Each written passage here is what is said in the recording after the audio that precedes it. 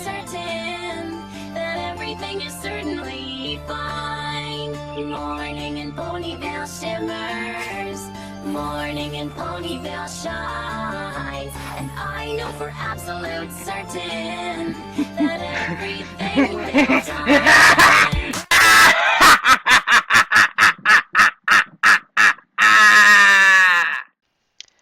Hello everyone, it is TorridPasta999 here to greet you again for another night of Nightmare Frights. And this year is very special, you see.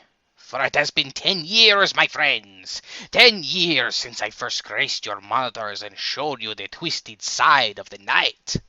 10 years of Nightmare Night, and all of the horrific fun that we have had along the way. And to celebrate this monumental occurrence, this year I've decided to not only cover yet another topic, but also to look back fondly upon the last 10 years and see if there could be anything more to add to the given topics. Let's start off with my very first video, the top 10 darkest 2000s TMNT episodes. Quite an ambitious project back then. My motivation was that I'd never really seen that many people making videos about the 2000 Ninja Turtles series, let alone a top 10 darkest episode list, and feeling rather impatient, I decided to just do it myself. I did make the odd error here and there, but overall, it turned out pretty good, I should think. It was even pretty popular for a while, scoring something around 5,000 views, I believe. Didn't quite make the Nightmare Night mark on that one. It was maybe an hour or two late. But close enough for me. And that image I used for the thumbnail was just perfect. Raphael's head on the Shredder's body, eyes glowing red, and in a dark cave, poised to strike with a wicked grin on his face. That was an actual screen cap from one of the episodes. I didn't need to edit anything. Just throw some stylized text onto the image and I was done. More interestingly, one episode I don't believe I talked about was the rather infamous Nightmares Recycled, in which we learned that the villains Han and the Garbage Man were actually once conjoined twins. For years, it was believed that the episode was scrubbed from production before animation could even begin, deemed too dark and grisly even for a show such as this. However, it was recently discovered that a lot more concept art exists from this episode, and that not only did the script writing get way farther than we had believed, but according to one source, from all the way back in 2009 as it turns out, the episode might actually have been almost completed! You heard that right. All Nightmares Recycled needed before completion was background music, sound effects, and some final editing. But otherwise, it was mostly finished! And if that information is true, then that means that there is a nearly completed, cancelled episode just floating around on someone's server out there, somewhere! Of course, the episode would not be considered canon, as future episodes made after its cancellation would contradict some events within. Oh, but baby, lost media is lost media, and you just know this episode would be a priceless gem if it ever actually got released. Normally, I'd say the chances of that are low, but given how many test pilots and other unreleased media have suddenly been released this year alone, it wouldn't surprise me if someone at Viacom decided to quietly just put this out there on YouTube. Maybe I'll even come back for a special reaction. Anyway, since that first video, more love and appreciation for the 2000s cartoon and its darker, more mature tone has surfaced, and while it looks like that show itself might not return, it does rather warm my cold, dead black heart to see it finally gain its much-deserved recognition. And the next year, I made my gruesome return with my Five Nights at Freddy's theory. So, how did my theory do? Well, it became very clear that myself and franchise creator Scott Cawthon were not thinking the same way. Almost hilariously, like a few days after I posted my video, bonus endgame footage for Sister Location was released, and it completely contradicted my own conclusion. Yeah, that's just how it goes when you make theories. But what was my headcanon? What did I think was really going on behind the doors of Freddy Fazbear's Pizza? My theory posited that the crying child, who I believed to be named Freddy, was actually psychic, and by psychic I mean that as a shorthand for telepathic, and that he was showing the game's true protagonist the sordid backstory of the establishment, trying to show him what really happened, but because of his fatal head trauma, and it being the point of view of a child to begin with, was unable to show him without the events being a distorted nightmare of killer robots and the true goings-on seen through old-time video game footage. And who was the true antagonist? Well, surprisingly, not William Afton, but his other elder son, whom I gave the name Fox.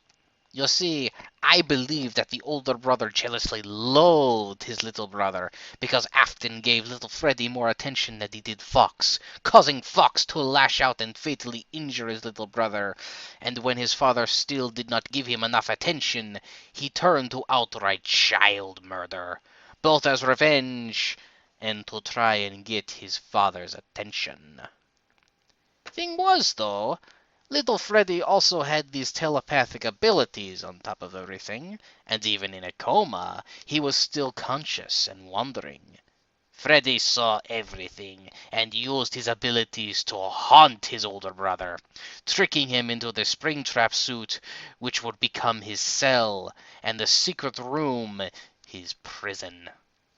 The crying child's story would end with game number 4, where he would finally be able to pass on, now that someone had been told his tragic tale.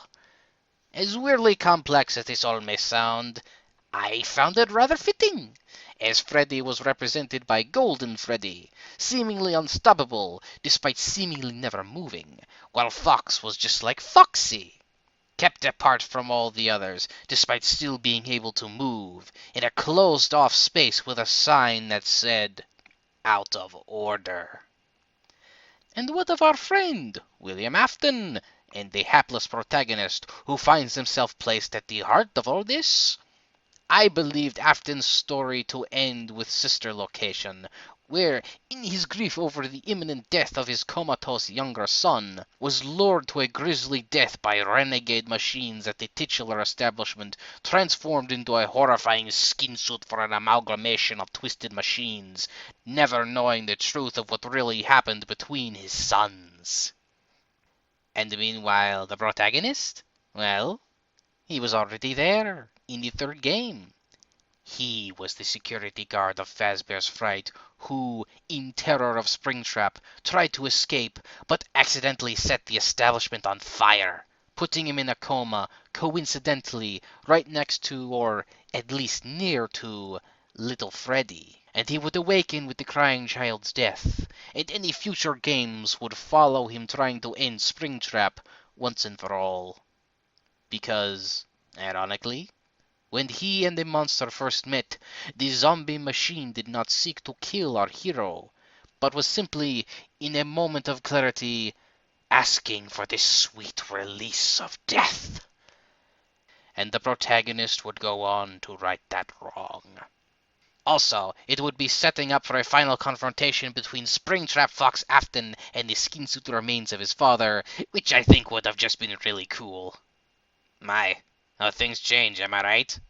Back then, I think it was just a bit more up in the air as to just how much of a William Afton really was, before just doubling and then quadrupling down on him being a pure evil psychopath, and his plan involving child kidnapping and murders in order to resurrect his own dead child became the true canon, as ridiculously overcomplicated as that was.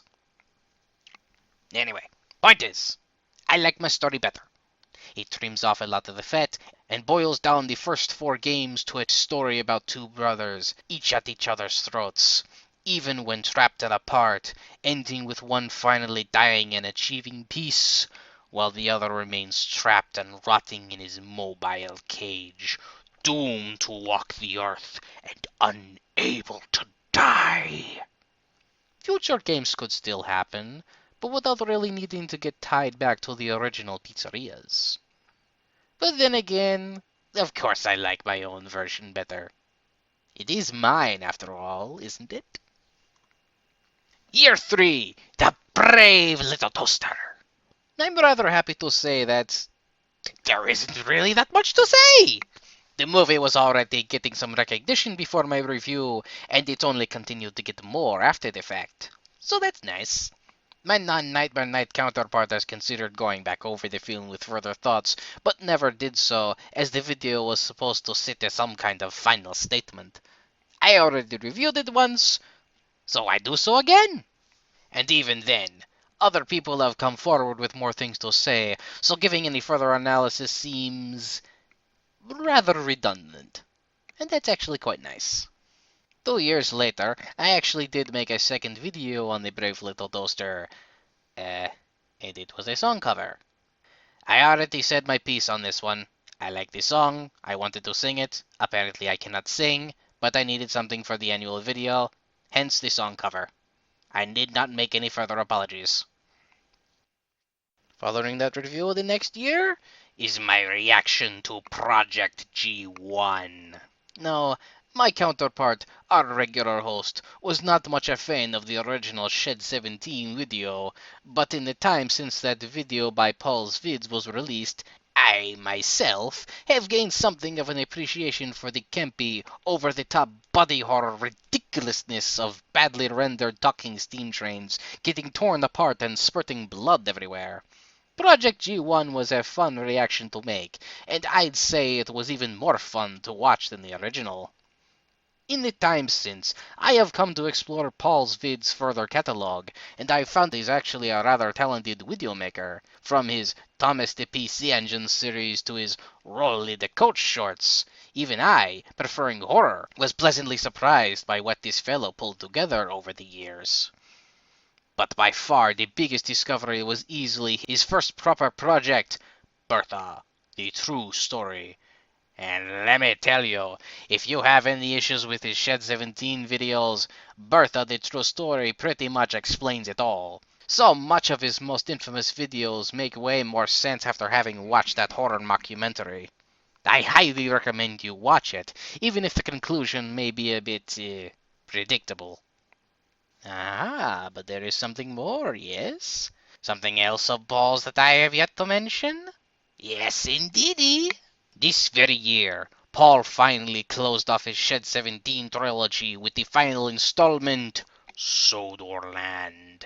And just how will this long-awaited conclusion be?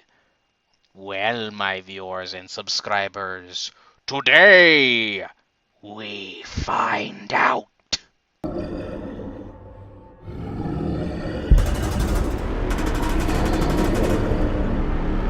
Why is that? Why is that? Is he just recreating the end of the first video? Better not be for nostalgia.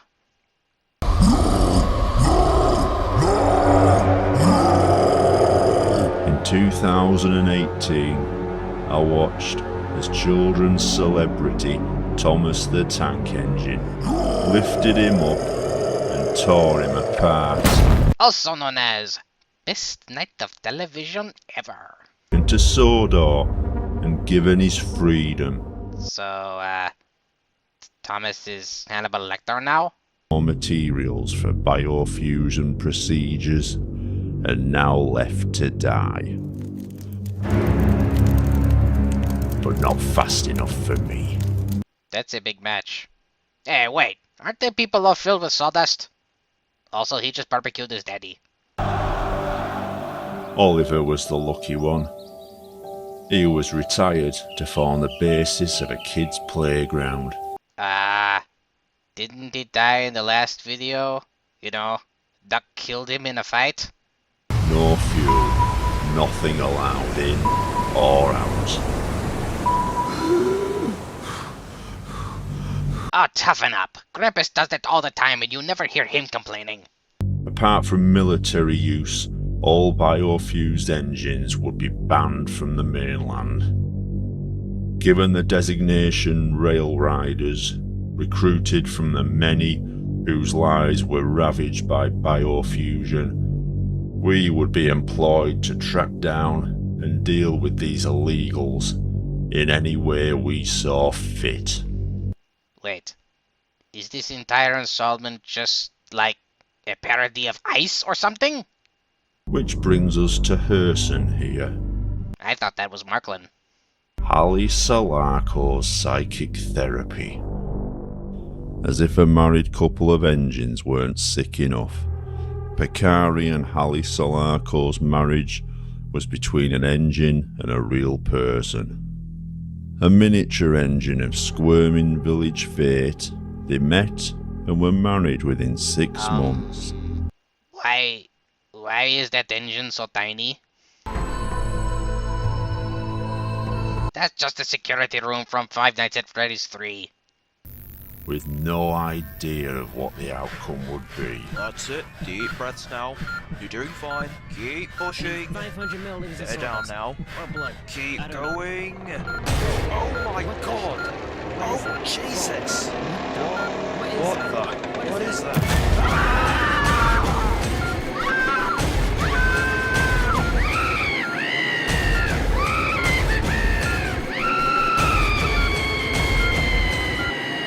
It's Skarloey, isn't it? The upcoming twist is going to be the Skarloey railway engines. After he raised the money, the operation was rushed through before biofusion was banned. But, in their haste, Sodor research weren't made aware of Terry's psychiatric history. Do-do, do-do, do-do-do-do-do-do-do-do-do-do.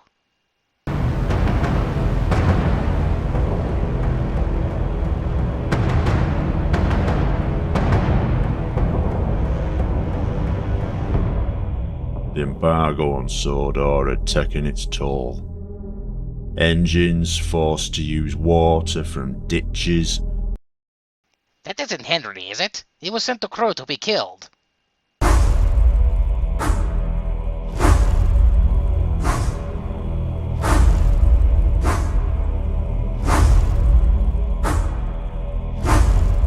Giving up any pretense of wanting to become his former self, he had allowed biofused engines to attempt to restore him to his engine form. The result was the mutilated freak the world saw that day. So, your usual IRL day out with Thomas cursed image?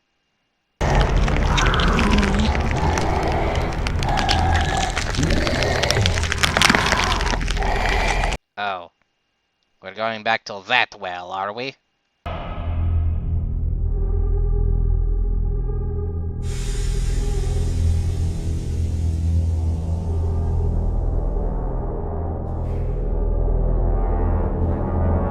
I mean, this is obviously a trap, but get yourself killed, I guess. Natural selection and all that. Thomas's last act wasn't some glorious show of repentance or contrition. It was the gift of death. Ah, well, it's the thought that counts. The biofusion plague worked just as quickly and deadly on wood as it did organics. To combat this spread, the government made a harsh decision. Something, flatten the curve.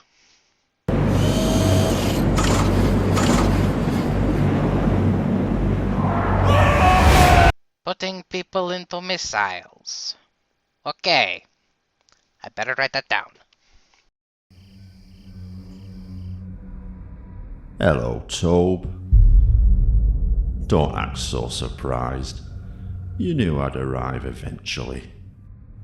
I've left you alone all this time, but only till I needed you. Have you fully recovered from your experience with Project G1? Oh, so they acknowledged Toby's death, but we're just supposed to forget about Oliver then? It must have been terrible, seeing your clone dragged away like that. Wait, he made up a twin for Toby? Just for these videos? Isn't that kind of stretching it? Does that mean Oliver also has a twin? I smell man on you. I know what evil men can do.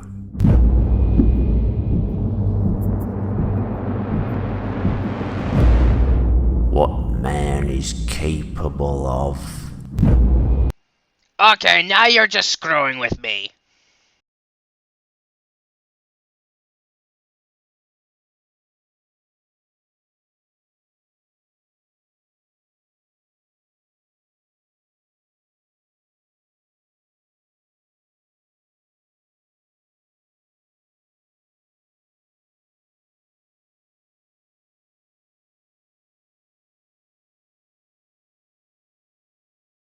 Beyond the sick and dying are what remains of engines long since dead.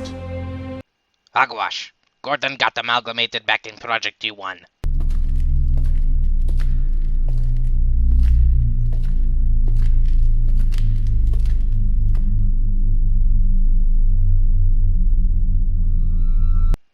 Oh, so I guess he didn't burn his daddy after all. You think the world will stand by while you bring back your Führer? Führer?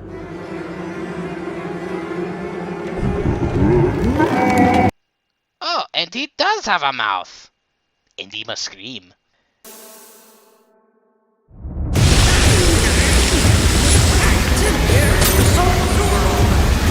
Well, the mad scientist is dead now. Or he's a face bat thing, I guess.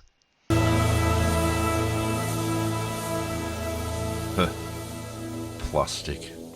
Wait, so he was a wooden figure who got turned into solid plastic? Paul, sooner or later you'll need to tell us exactly how humans work in your series.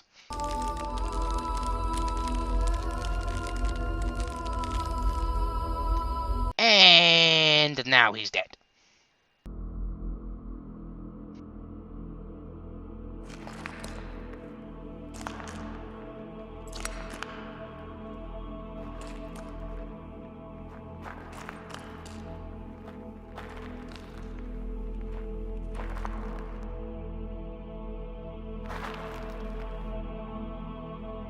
So, what are we looking at?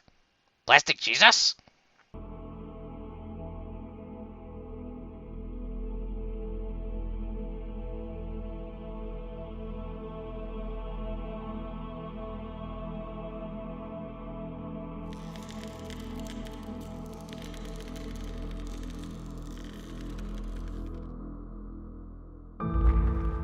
Ah, so I guess he is Plastic Jesus.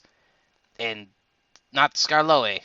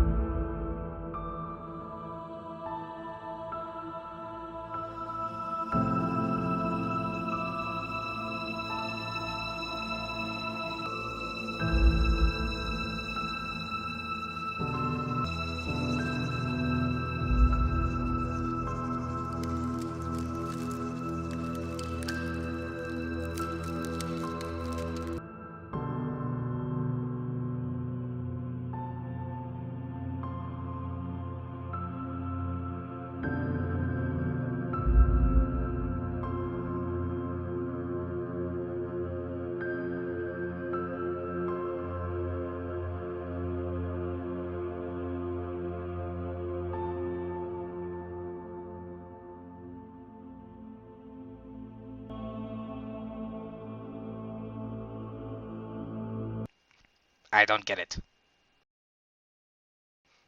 Also, that face is just terrifying. And not in a good way.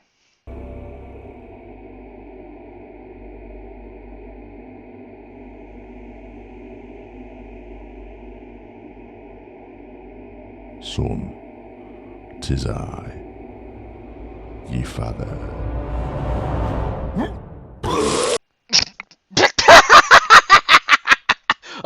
Okay, that one got me. Ahem. Okay, so I do not know what I should have expected. More over the top, I guess. A more solid story in conclusion.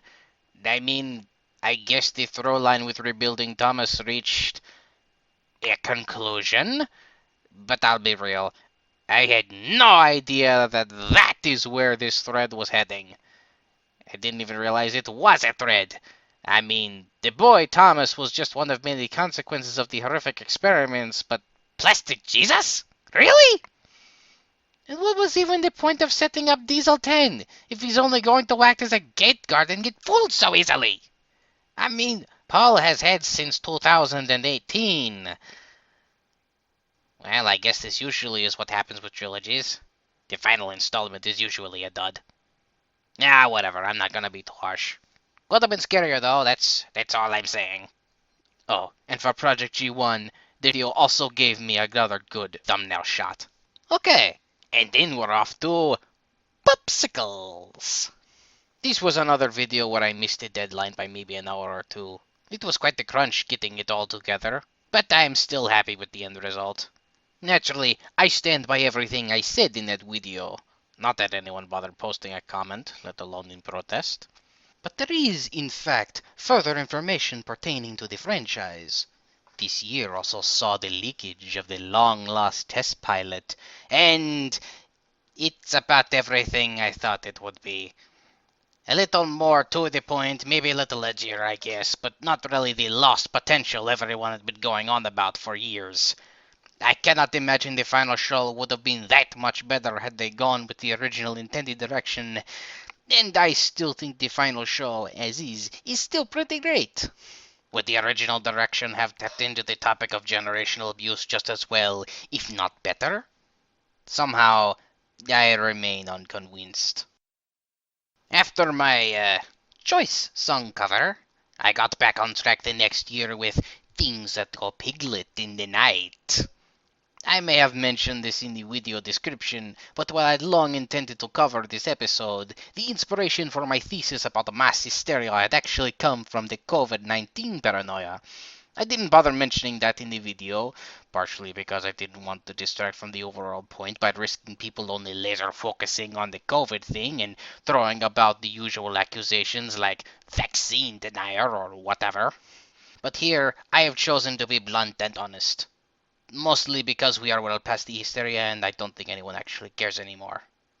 I'd also like to say that this is my very favorite episode of the New Adventures of Winnie the Pooh, not just for its spookiness, but also for capturing so much of the essence of the brand. Sheer paranoia motivating the cowardly protagonist into action, even when no monster actually exists. I mean, just how many Winnie the Pooh movies does that premise alone describe anyway? Man, there really hasn't been a Winnie the Pooh show anywhere near as good as this since, has there? It just got more and more babyfied as the years ticked on.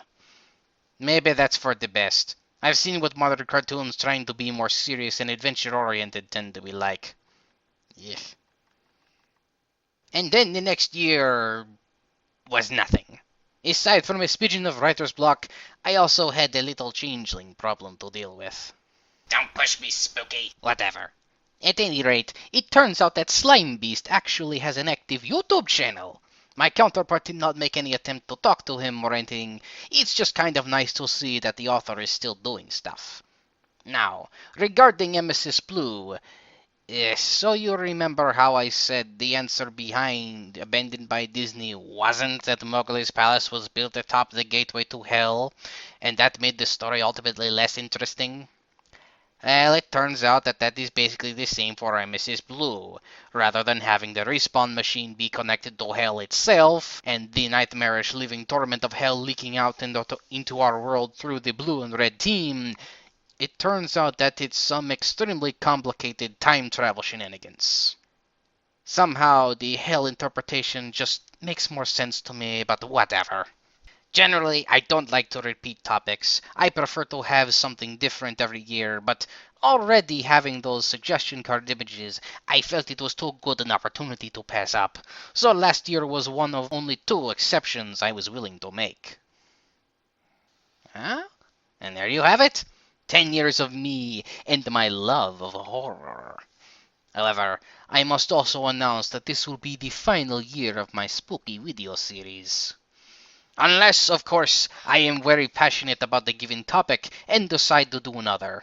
This is where our spooky journey comes to an end.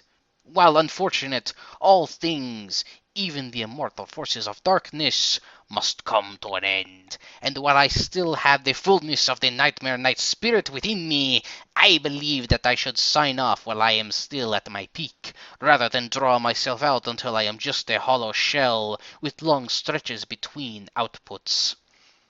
And 10 years is a pretty good run to close out with, no?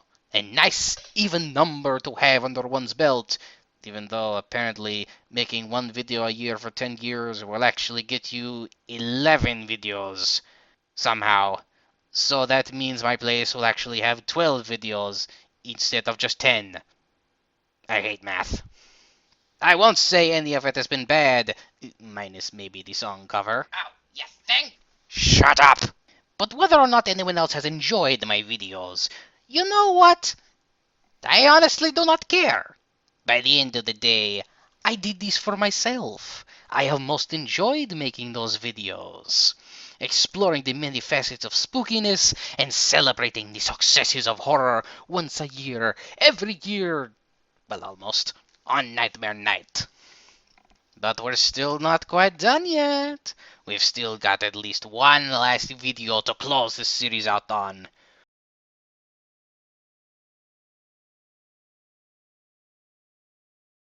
So until then, this is TorridPasta999, reminding you, nothing lasts forever. So there's a lot of scaring to be done until then. Happy Nightmare Night!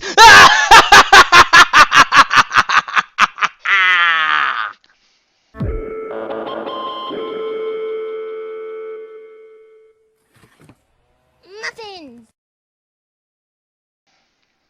As much as that drags in my throat, it never stops being fun to do the maniacal laughter at the end.